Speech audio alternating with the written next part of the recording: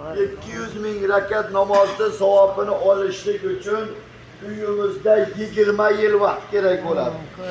Alloh taolo siz bilan bizni mehmonim deb turib, uyiga chaqirib turib, 20 yillik ibodatni savobini bir mahal namozga berib qo'ydi.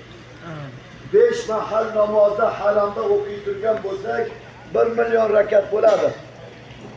1 million rakat namoz o'qishlik uchun uyimizda 80 yil ibodat kerak bo'ladi. Lekin Robbil alamin siz bilan bizni mehmon qilib 80 yillik ibodatni bir kunga jamlab qo'ydi. Mana shu siz bilan bizni mukarram qilib ulug'lagandan. Mana bu yerga keldikmi, endi eng birinchi nima qilish kerak desa, eng birinchi niyatimizni to'g'rilab olishimiz kerak. Chunki Rasululloh akram sallallohu alayhi vasallam aytganlarki, niyatul mu'mini khayrun min amali. Mo'minning niyati qilay turgan ishidan yaxshidir. Biz qilay turgan ishimizni hamma ko'rishi mumkin. Lekin niyatimizni o'zimiz bilamiz, Robbil alamin biladi. Mana shu yerga kelishimizni necha yillar burun orzu qilganmiz. Allohdan so'raganmiz. Kim mana shu yerga kelsa, kelishdan oldin bizni ham chaqirib qo'yaylik yoki bu yerdan borganda uni borib bizni ham haqqimizga duo qiling. Sizlarga o'xshagan biz ham Baytullohga boraylik deb o'shalarning duosi bilan mana shu yerda turibmiz. Niyat qilgan edikki, siz bilan biz bugun Allohning mehmoni bo'lib turibmiz. Niyatimizni to'g'rilab olib, nimaga? Ibodatga. Chunki Rasul akram sallallohu alayhi vasallam hajjatul vadoda shunday Baytullohga qo'llarini qo'yib turib, siz bilan bizni ogohlantirgan ekan. Ey ummatlarim, ogoh bo'linglar, qiyomatgacha mana shu baytda 3 xil toifa odam kelib ibodat qilib ziyorat qiladi degan ekanlar. Birinchisi Xudo uchun keladi. Tavba qilgani keladi. Allohga istig'for etgani keladi. Hamd etgani keladi. Va kim Baytullohga borsa, Xudoga yaqin bo'ladi degan niyatda keladi. Baytullohga borsam Xudoga yaqin bo'laman degan mana shu niyatda keladi. Ilohim har birimizni niyatlarimizni mana shularga qilsin. Ikkinchi toifasi xudoandalar borib kelib qo'yibdi. Aka-ukalar borib kelib qo'yibdi. Qo'ni qo'shnilar borib kelib qo'yibdi. Endi biz ham bormasak bo'lmaydi-da endi. Ja ish qilolmasdik-ku. Tug'ilgan kunga o'g'illar padarka qildi endi. Shunga kelyapmiz dedi. Alloh saqlasin. Riyo uchun bo'ladi. Uni sarflagan puli, jonini qiynagani, o'tkazgani savob ololmay qoladi. Alloh saqlasin. Va uchinchi toifasi Makkaga borsa juda ham narsalar arzon bo'lar ekan. O'shani olib kelib yurtimda sotaman. Yoki buni aksi. Makkada juda ham narsa qimmat bo'lar ekan. Yurtimdan olib kelib shetda sotaman deb savdo niyatida keldi. 3 xil niyat bor ekan. Ilohim har birimizni Alloh taolo birinchisidanlardan bo'lishini Alloh taolo har birimizdan qabul eylesin. Mana bu Baytullohga kelyapmiz.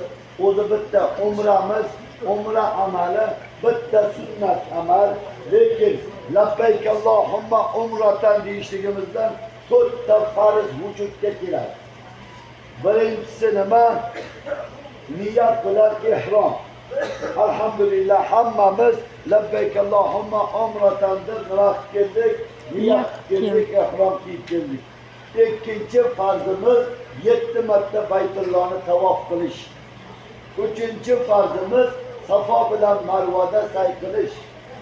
To'rtinchi farzimiz erkaklarimiz soch oldirish va ayollarimiz sochlarini uchidan kesish.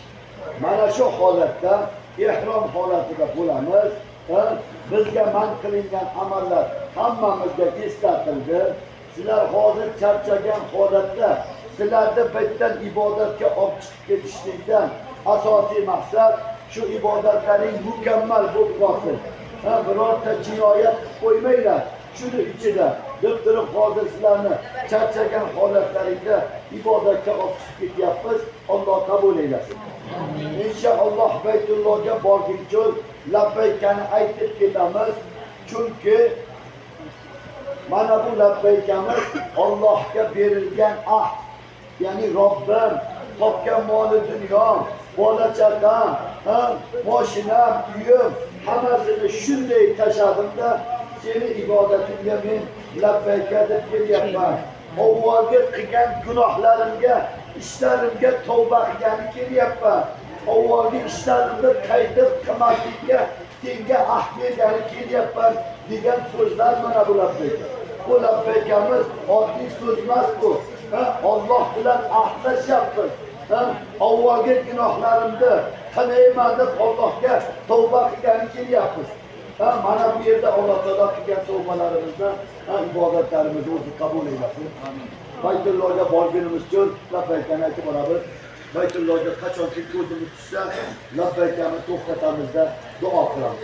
Chunki Baytullohga qaralgan birinchi nazarda Robbil alamindan nimani so'ralsa, Alloh taolo ato qiladi. Har bir duolarimizni Alloh taolo o'zi fazl karami bilan ato eylesin. Duo qilib bo'lganimizdan keyin Baytullohni tavof qilishni boshlaymiz. Aylanishlikda Baytullohni 4 ta burchagi bor. Birinchisi Hajarul Asvad deb aytiladi. Mabda deyiladi, ya'ni boshlanib turgan joy. Ibodatni boshlashi Hajarul Aswaddan boshlanadi. Hajarul Aswadga chap yelkamiz va o'ng yelkamizda mana bunaqangi ko'k chiroq turadi.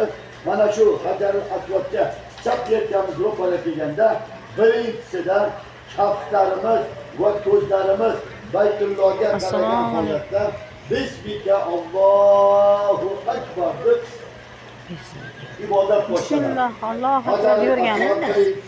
Ikkinchi burchagi Maqom Ibrohim, uchinchi burchagi Hatib burchagi, to'rtinchi burchagi Rukni Yamoni deb aytiladi. Bu yerda bilgan duolarimizni o'qib yuraveramiz. Rukni Yamonidan Hajarul Aswadgacha bitta xos duo bor. Bu ham har birimiz biladigan Robbana atina fid dunya hasanatan va fil oxirati hasanatan va qina azobannar. Mana shu duo. Rahmatga rahmatga. Yana 10 chap yelkamiz Hajarul Aswadda, 10 yelkamiz ko'kchiroqda, endi ikkinchisida kaftlarimiz va ko'zlarimiz Baytulloh qanaqalarda Allohu akbar. Bitta kifoya qiladi. Allohu akbar. Bitta kifoya qiladi va yana duolarni aytishni boshlaymiz. Mana shu holatda 7 marta aylanamiz. 7 marta aylanganimizdan keyin 7-sida aylanib kelgandan keyin qo'l ko'tarmaymiz. O'sha maqomi Ibrohimning ro'parasiga chiqib 2 rakat namoz o'qiymiz. Tavof namoz. Namoz o'qib olganimizdan keyin Zamzam suv ichamiz. Zamzam suv ichganimizdan keyin Safo Marvaga chiqib 7 marta Safo Marvaga sayr qilamiz va shu bilan ibodatimiz tugaydi. Shuning uchun mana shu ibodatlarimizga qattiq e'tibor beramiz. Chunki mana bu ibodatga endi yetdik. Kecha avvalgini qilib yurgan amalimiz emas, hushyor bo'lamiz. Alloh taolo Qur'oni Karimda va ta'avanu alal birri va taqvo. Ey bandalarim, sizlar bir-birlaringga taqvoda, ibodatda bir-birlaringga yordam beringlar dedi. Hozir siz bilan biz bir-birimizga yordam berishlik uchun nima qilamizda? Shu bir-birimizni qo'limizni mahkam ushlab yursak. Sherigimizda ibodatini mukammal bo'lishligiga har birimiz hissamizni qo'shib. Tushunarlimi? Savollarimiz bormi? Yosh kattalar juda ham uzoq masofa yuriladi. Ozgina puldan qochmasalaring, mana shu kalaskada yigitlar o'zlari chetdan olib borib ibodatlaringizni mukammal qildirib, yana chetga olib ketgan. Agar bugun chunki sizlar ancha masofadan charchab kelgansizlar, yana ibodatlaring mukammal bo'lmay qolsa, ham bitta qo'y so'ylasizlar, ham boshqatdan qilasizlar. Namozimiz buzilib qolsa, ikkilikda sajda-i sahvo bilan namozimiz tuzaladi. Ro'zamiz buzilib qolsa, bir kuniga bir kun tutib beramiz. Lekin mana bu hajimiz, umramiz buzilib qolayotgan bo'lsa, ham pul to'laymiz, ham boshqatdan qilamiz. Shuning uchun bu buyuk ibodat Shuning uchun yoshi qarilar ibodatda mukammal bo'lsin desalaring, aravachada o'tirsalaring, yigitlar mana shu yerda xizmat qilyapti. Chiroyli qilib ibodatlarni qilib, duolarni qildirib, yana shu yerga olib kelib qo'yadi. Xotirjam, voy ibodat nima bo'ldi ekan degan hayoldan mutlaq sizlarni xoli qilib qo'yadi.